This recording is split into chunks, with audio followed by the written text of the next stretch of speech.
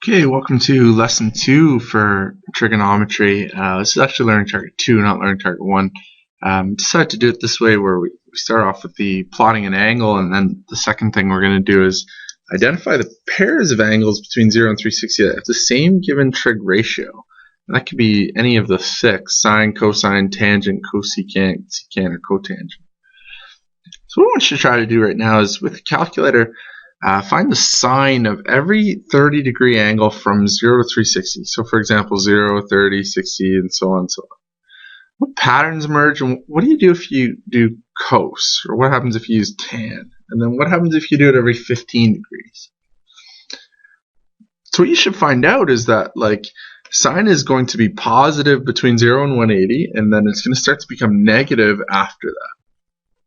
Cosine will similarly be positive in the first quadrant, 0 to 90, and then between 270 and 360. And then tan, 0 to 90, and 180 to 270. The values will repeat themselves around the circle. So for example, if we had sine 30, sine 150, sine 210, sine 330, they'll all give you the same thing. Whether that's positive or negative all depends on the definition of sine, cos, and tan. This is kind of constructing what we call the cast rule. And so the cast rule is based on the formulas that we learned in the last lesson. Sine theta is y over r, cosine is x over r, and tan theta is y over x. If we look at the first quadrant here, if sine theta is y over r, r is always actually positive.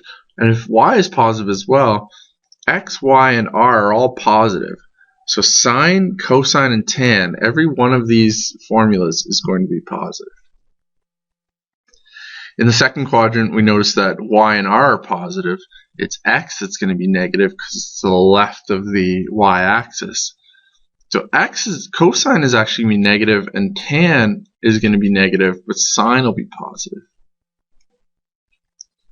In the third quadrant, r is the only thing that's positive, so that's going to make sine and cosine negative, but because you have two negatives here, you're going to get a positive sign. And then in the last quadrant, x and r are positive, y is negative, because we're below the x-axis, and so sine is going to be negative, so will tan, but cosine will be positive. The way to summarize this is we get this acronym called CAST. We could do it like all students take calculus if you wanted to as well. But CAST seems to be the most popular version to say this, even though it doesn't start in the first quadrant. It's just the letter that tells you which ratio is positive. A means all, S means sine is positive, and then cosine and tan will be negative. For example, in the third quadrant, you can see that tan is positive. It's the only one, so we call that the T quadrant. Little review there related to acute angles kind of helps, is just to show that in quadrant 2, quadrant 3, and quadrant 4, the angle between the terminal arm and the x-axis is called the related acute angle. It tells you what the big angle is, the principal angle. So the principal angle is 180 minus the related acute angle. It's always from the x-axis. So if your point or your terminal arm is in this quadrant, then your big angle is 180 plus the acute angle. And if your terminal arm is in this quadrant, your difference is going to, the other angle is going to be 360 minus the angle. Okay. And so if you can just see, it's like 180 plus 180 minus your supplementary. And then 360 is similar to that, just the whole 360 and then subtract the angle. So we're going to state all possible angles between 0 and 360 make the equation true. Sine 30 is going to be very similar to like a 150, 210, and 330. That's going to be the 30-degree difference from the x-axis every time. And so sine is positive in the first and the second quadrant, so it's got to be where y is positive. That's the cast rule, where y is positive. And so the only other possible angle that's in the second quadrant is 150.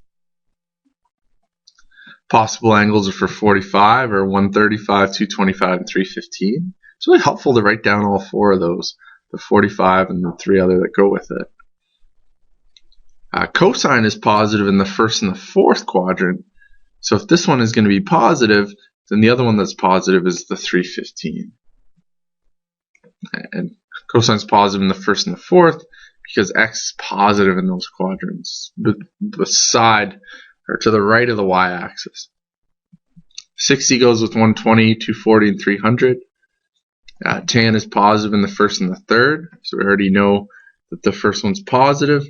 And so in the third quadrant, we got 240 degrees. First and third, because in the first, you got y over x is positive over positive. In the third quadrant, you've got y over x are both negative, and a negative over negative is a positive. So tan 240, you can check this too. You see tan 240 equals tan 60. The angles that go with 150, 150 is related to 30. 30 also has 210 and 330 that go with it. Cosine is actually negative in the second and third, like this is in the second quadrant. So the guy that goes with this, and sorry, that's because x is negative. So the guy that goes with this is 210, where x is negative. You can check that. Cosine 150 and cosine 210 should give you the exact same thing. These angles are all what we call special angles. We're going to get to that in a minute.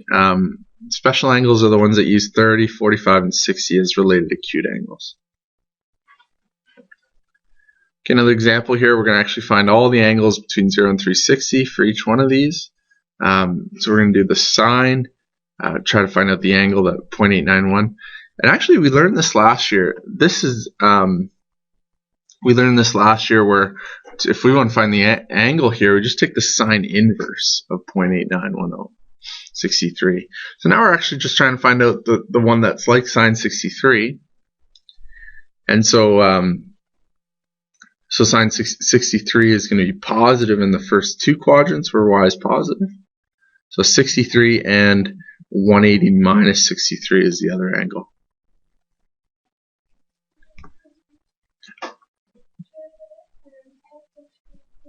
Right here. Right there.